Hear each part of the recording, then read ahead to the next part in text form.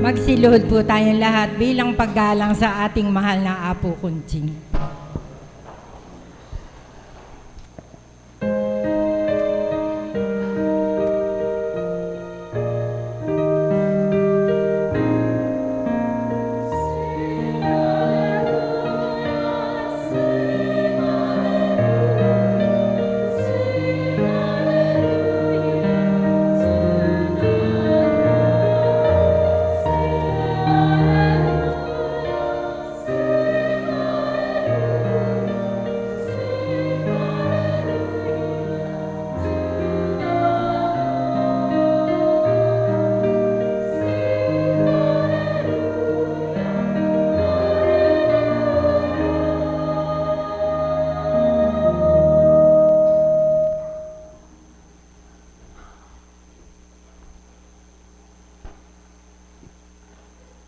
Sumainyo ang kapayapaan kay buti ng Ama, kay dakila niya.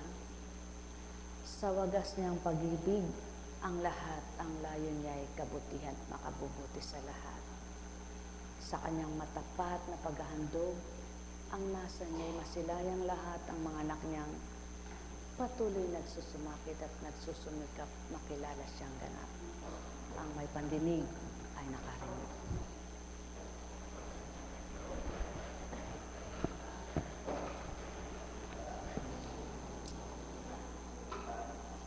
Iba't iba ang nagaganap sa buhay ng tao. Iba't iba ang pinatutupad niya. Iba't iba ang mga panukala ng tao. Iba't iba ang dahilan, ang katwiran at pag-uugali. Iba't iba ang kapalaran. Iba't iba ang ginagawa. Subalit sa magkakaiba man at pagkakaiba ng mga gawa ng tao sa lupa, ang tunay na dapat mangyari at makita ng Ama, ang lahat ay kumikilala sa Kanya pawa. Mapapalad ang patuloy na naghahanap upang siya'y masumpungan at patuloy siyang madama at makilala siyang tuwiran. Mula kay Isayas, ang pangako ng Diyos sa Israel. Sinabi ng Diyos, manahimik kayo at makinig, mga bansa sa malayo.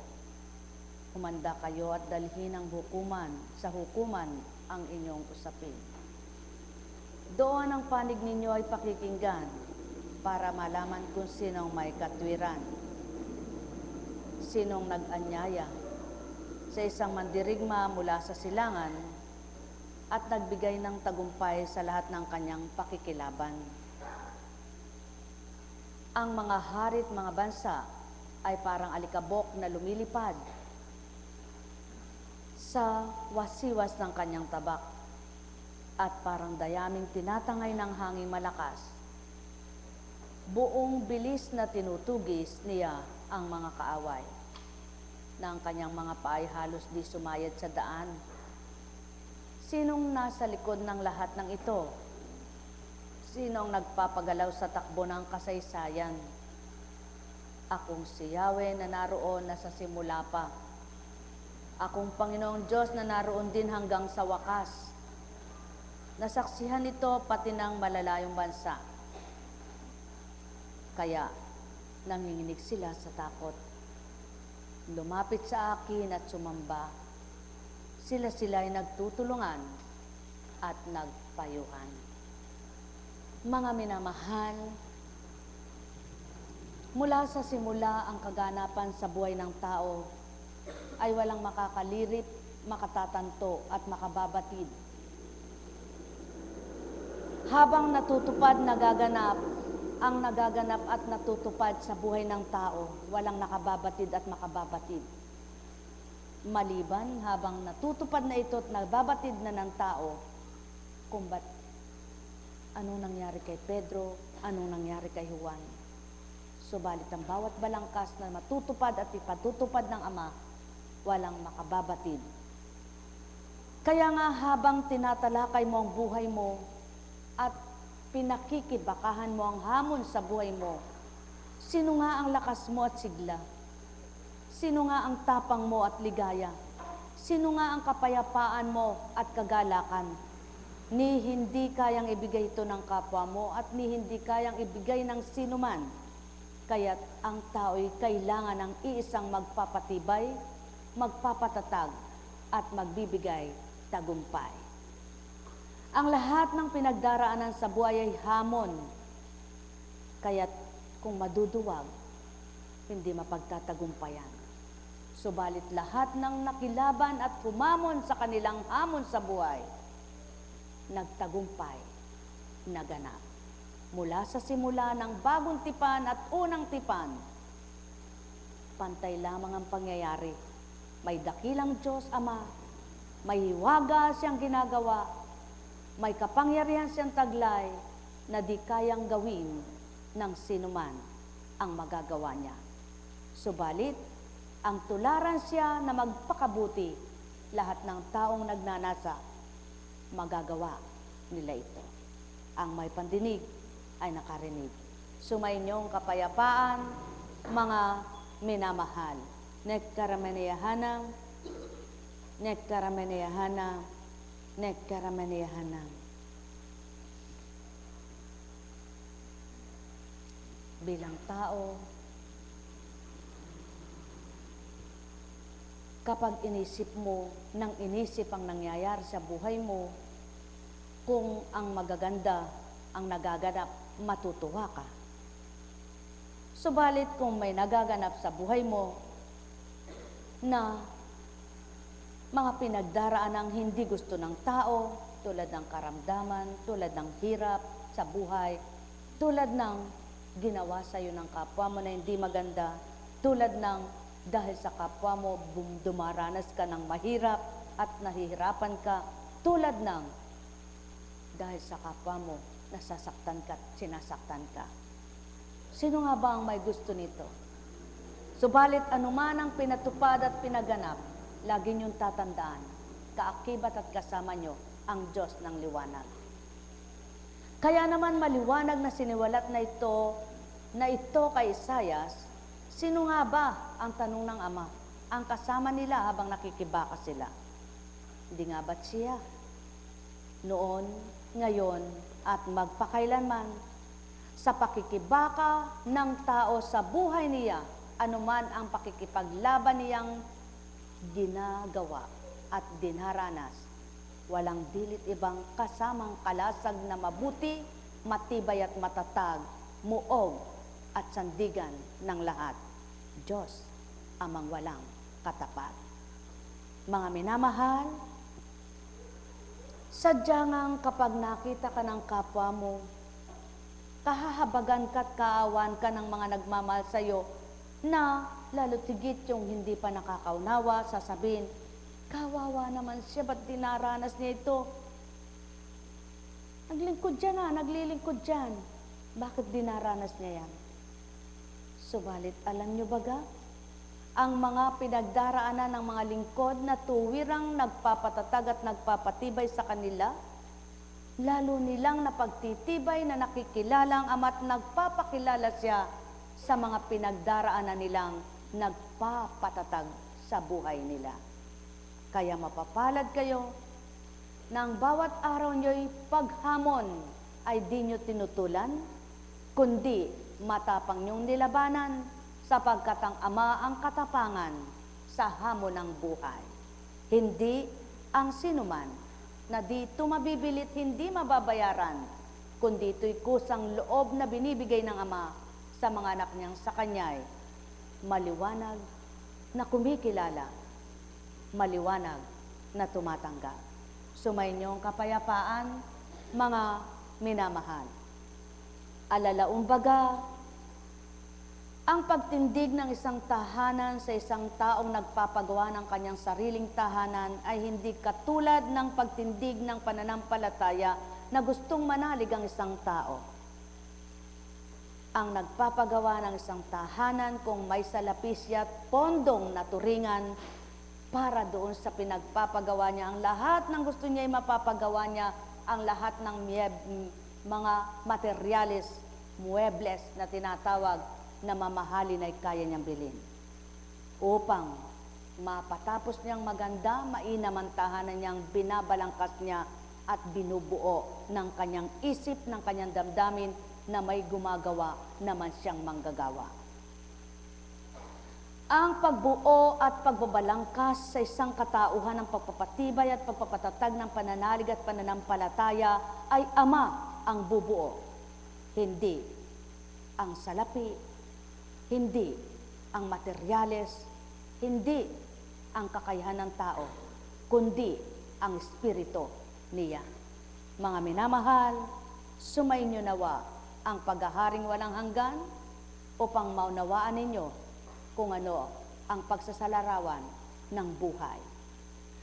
Ang buhay na nasa ng Ama, masiyahan, matuwa, magalak, masiyahan na may kagalakan, masiyahan na may kakontentuhan, masiyahan na may kalakasan, masiyahan na may katapatan, masiyahan na may kapayapaan, at masiyahan dahil anak siya ng Ama at tuwirang alam niya kailan may di siya pababayaan.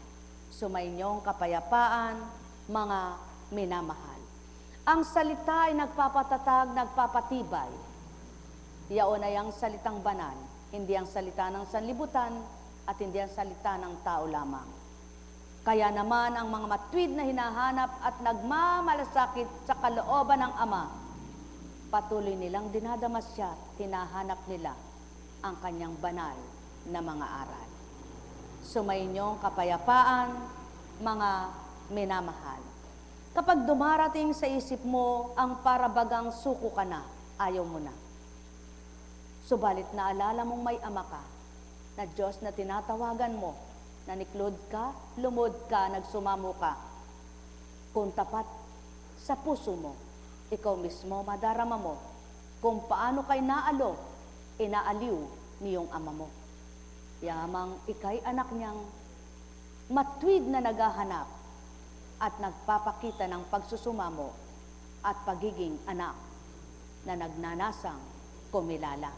Nek karamaniyahana, nek karamaniyahana, nek karamaniyahana. Kaya naman, ang di mo kaya'y makakaya mo dahil sa kakayanan at kapangyarihan ng Amang sumasayong katauhan. Sa pamamagitan ng Espiritong Banal sa pangalang Hesukristo, na tagataguyod, tagapagligtas ng tao. Mahal na mahal ko kayo. Tuwiran kong tinuturan, mahal na mahal ko kayo. Nekkarameneyahanam, nekkarameneyahanam, nekkarameneyahanam. Buhay ba ang Diyos? Tapat ba ang Diyos? Sabi nga, abutin mo man ang langit, di mo maaabot. Umakyat ka man ang pagkataas-taas, di mo rin marururok. Subalit, ang Ama, hindi mo man siya nakikita. Abot na abot ka niya, arok na arok pa, isip at damdamin mo bilang mahal na anak niya. Kaya, halina kayo mga mahal. Walang taong hindi nag-isip, walang taong walang pinagdaraanan sa buhay, walang taong di sinubukan at susubukan, walang taong mamamatay na may lumbay kapag ang Ama ang kinilalat tinanggap. Sapagkat ang Ama, ang tibay at tatag, ang lakas ng loob, ang tapang ng dibdib, ang tapang ng isip, ang tapang at lakas ng buong katawan. Pagharian kayo, mga minamahal ko, Nekkaramaniyahanam, Nekkaramaniyahanam, Nekkaramaniyahanam. Buhay ba ang Diyos? Tapat ba ang Diyos? Kay sarap magnilay kung payapa ang isip mo. Ngunit kahit anong gawin mong magnilay, kung nagugulumihan at nalilito ka, at ang mga dagok mo sa buhay, ang siyang laman ng isip at damdamin mo, kailan may di mo maunawaan ang kaloob ng Ama na mabuti sa buhay mo. Kaya't kailangang isuko mo muna ang sarili mo, iyalay mo ang isip mo, ibigay mo ang puso mo, at nang pangunahan ka, matalastas mo, mapabatid sa'yo ang ganito. Anak, bakit ka manlulumo? Sino bang matwid at tama't tumpak na gumawa sa buhay nyo? Kung niloob ko mang naganap ito sa buhay mo, anong dapat mong ipapagdamdam? Hindi ba't mga ninuno mo na mga nagtagumpay, higit pa sa iyong pinagdaanan? Tulad ni Abraham. Sumainyong kapayapaan, mga minamahal. Kaya't napakahalaga ng Espiritong Banal upang magpaarok, magpatalastas, hindi magkomersyal. Magpatalastas, magpatalas ng isip nyo at magpabatid ng kaisipan na mabuti.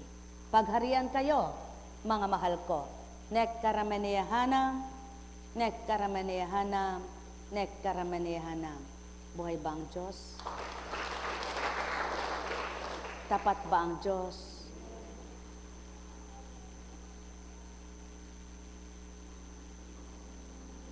Ang mga naglilingkod ng totoo, tapat, hindi nila ugali yung, halimbawa may pangyayari, pangungunahan yung nangyari, na magkukwento, palalabasin ng sarili. May katwiran sila, yung isa'y wala. Ang lingkod na tapat at totoo, kahit nangatwiran pa ng maganda at nagsabi ng maganda yung kasama niya, yung katunggali niya, kahit binagsak pa siya, di siya iimik, di siya magtuturan, di siya mangangatwiran, kundi makikinig lang. Sapagkat umaasa sila at nagtitiwala sila sa Ama na siyang tanggulan at kanilang sandigan. Ngunit ang tao, ilalabas at ilalabas ang katwiran niya sapagkat ayaw niyang siya ay husgahan, hatulan, dili kaya'y pagtawanan. At siyaan ang damdaming tao sa damdaming espiritong magkaiba. Kaya kapag ang damdamin ng tao ay pagkakaiba'y nakuha, yaong mula sa Ama, lahat ng tao magiging mabuti na sa kapwa-tao. Pagharian kayo, mga minamahal ko. Buhay ba ang Diyos? Tapat ba ang Diyos? Totoo ba ang Diyos? Saya po ba ang buhay? Tapos na ang Pasko, tapos na bagong taon, tapos na rin ang Three Kings. Ano naman ang susunod? Kay buti ng Ama. Kung liliripin nga't malilirip, oo nga naman ano. Niloob ng kanyang anak ay ipinanganak, isinilang sa tao at pinaging tao para pasakitan lang ba? At magpasakit naman ay taong mga anak niyang minamahal na pinasugo ang anak na bugtong para lamang iligtas sila? O nga naman, sino kaya ang taong ganito ang pag-uugali na gagawin ang magpasakit sa kapwa niya? Para lamang magyabang, magmagaling, walang gagawa niyan. Kaya maliwanag ang katotohanan, niloob ng Ama ng kaganapan na pinatupad niya ay pinakita't napasilay ng tao sa mundong ito upang mapagtanto nila kung ang kabugtong-bugtong ang anak ko, pinasakitan ninyong mga tapat na minahal ko, ni hindi sinumbatan ko kayo, kundi bagkus patuloy na nagtibay siya at pinakitang ako sa kanya, ang kaligtasan niyo'y dulot niya, ngunit hinamak, pinahamak, at tinampalasan ninyo. Kaya sinong tutupad? Walang-wala, maliban ang Espiritu ng Ama, na taglay ng taong tumutupad at nakatutupad dahil sa kapangyarihan ng Espiritu taglay nila. Ang may pandinig ay nakarinig. Tandaan ninyo, walang martir na tao. Ang martir at naging martir ay ang nasa katauhan nila, kaya nakakaya't nakaya nila. Ngunit ang tao, walang makagagawa ng pagpapatatag ng sarili, pagpapatibay ng loob at kaisipan, kundi ang Diyos ng katotohanan. Kaya't magalak kayo sa pagtitibay na binabahagi sa inyo. Kung kayo may pinagdaranan, ang layo nyo'y magtagumpay, kapiling nyo'y Ama, kasama nyo siya, di kayo pinababayaan. Pagpalain kayo. Buhay ba ang Diyos? Tapat ba ang Diyos? Pagkatapos ng 3 kings, ano naman ang kasunod? Paggunita naman sa pagpapasakit, pagpapakasakit. Lahat kaya naman ang gumunita sa mga nagpasakit sa kapwa nila, ay miniti nilang wag na silang magpasakit sa kapwa nila? Hindi. Sapagkat lahat ng nagpasakit sa Kristo, hindi naman nila nagunitang ba't pinasakitan siya.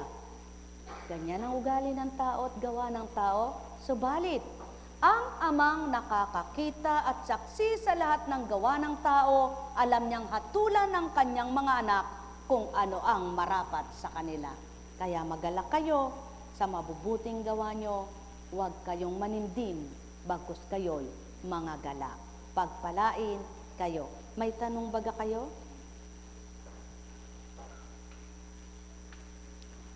Kaya't maliwanag, ako si Yahweh na inyong Diyos at siyang nagpapalakas sa inyo. Ako ang may sabing, huwag kayong matatakot at tutulungan ko kayo. Sinabi pa ni Yahweh, Israel, mahina ka man at maliit, huwag kang matakot, tutulungan kita. Buhay ba ang Ama sa makatwid?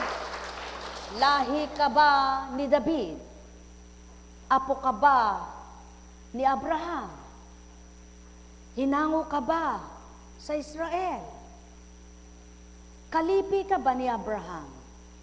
Manalig ka't magtiwala. Kapag nasumpungan mo siya, para kang nakakulong na nakawala, na pinalaya. Subalit habang di dumaratal ang takda, huwag ka namang manghinawa. Sumainyong kapayapaan, pagharian kayo. Sapagkat ang sumusuko'y di nagtatagumpay, subalit ang lumalaban, nagtatagumpay. Buhay ba ang Ama? Tapat ba ang Diyos? Totoo ba ang Diyos? At hindi ninyo kakayanin at wala kayong kakayahan. Kaya, humingi kayo sa magbibigay at kayo namay kanyang pakikinggan. Panambitang mainam, tapat sa kalooban, totoo sa kaisipan, bukal sa kalooban, tapat niyang ibibigay. Pagharian kayo, mga mahal. Sapagkat, sabi nga, di mo pa man iniisip, alam niya nang makabubuti sa'yo. Hindi ka pa humihingi, alam niya na ang ibibigay niya. Kaya kung may hinihiling kayong hindi binibigay, alalahanin niyo ang mabuti ang alam ibigay ng Ama sa inyo. Kaya lahat ng nakakanta ninyo, ariin yung mabuti, huwag masama. Nang sa gayon, kayo'y matutuwa, kayo'y magagalak, at di kayo sa tuwin ay luha, sa galit, sa pagdaramdam, sa hinanakit, pagtatampo, pagtatanong, kundi pakikipag, totoo, tapat na may galak ang pagluha. Alam kong may magagawa ang Ama. Alam kong may magagawa ang Ama. Pagka winika niya, manalig ka na. Salamat, anak. At ika'y nakaparito. Pagharian ka. Di nga ba't natupad na? Walang hindi bibigay sa mataimtim na panalangin, sa pagningiting matuwid at tamat marapat. Alam kong may magagawa ang Ama. Alam kong may magagawa ang Ama. Pagka winika niya, manalig ka na. Bawat araw ako sa inyo may nakalaan. Mayroong magandang mangyayari sa inyo, aking mga minamahal. Mayroong magandang mangyayari sa inyo, manalig umangkin at tanggapin.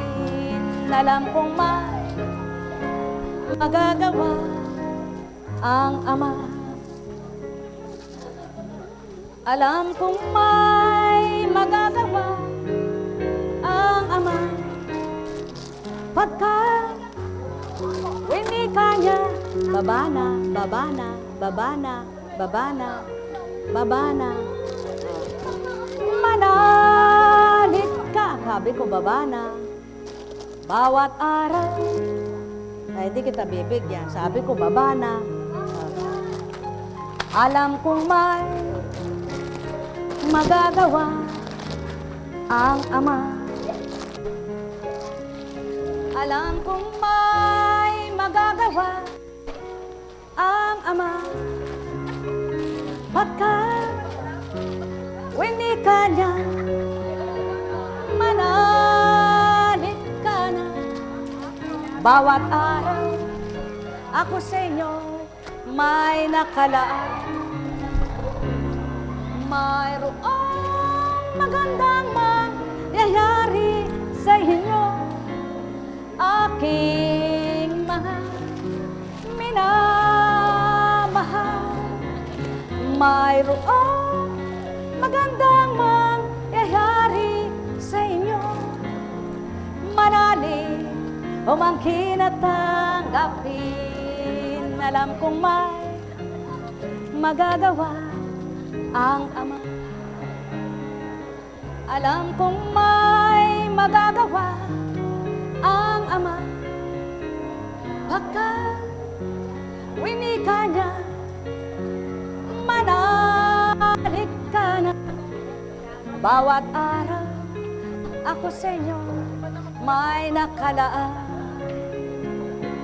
Mayroong magandang mangyayari sa inyo, aking mga minamahal. Mayroong magandang mangyayari sa inyo, manalig umangkin at tanggapin. Lagi niyong tatandaan, mahirap mang magbunga ang halaman kapag nakatanim na siya. May pag-asa pa rin pasipuli ng Ama at isang araw pasilay niya kung anong bunga niya. Alalaong baga, mahirap man para sa inyong manampalataya. Kung tinatanim nyo na at itatanim pa ng itatanim, hindi nyo namamalayan, isang araw may bunga na rin. Kaya nga, patuloy niyong kamtin ang paghahari ng Ama at patuloy niyang ipakikilala kung anong magagawa niya. Sumainyong kapayapaan, mga minamahal. Alam kong may magagawa ang Ama. Alam kong may magagawa ang Ama. Lagi niyong tatandaan, may magagawa siya. Hindi maaring ikaw ang may gagawin at magagawa sa Kanya. Siya ang may gagawin at magagawa sa iyo. Sapagkat siya'y Diyos, ika'y tao. Kaya kung naninimdim ka, sabihin mo, hindi mo kaya. Kung nahihirapan ka, sabihin mo, hindi mo kaya. Kung nasasaktan ka, sabihin mo, gamutin ka niya. Sapagkat ang sakit na iyon, maaring mawalay ka sa Kanya. Kaya, pagsusumamo mong tapat na sabihin, Panginoon, ayaw kong malayo sa iyo. Ayaw kong mawalay sa iyo. Kaya't itong puso ko ikuhanin mo at ang bawat tibok niya'y ikaw ang madama ko. Sa gayon, ang bawat aral mo ang isasabuhay at masasabuhay ko kung payapang isipan ang saki mangingibabaw. O taong aking mga mahal, paghahari walang hanggan, sumainyo ang kapayapaan. Nek karameneyahanang, nek karameneyahanang, nek karameneyahanang. Buhay po ba ang Diyos? Tapat po ba ang Diyos? Pag Pasko, ang pagbati ng mga tao, Merry Christmas. Pag bagong taon, Happy New Year. Pag mahal na araw, anong bati? Sadness.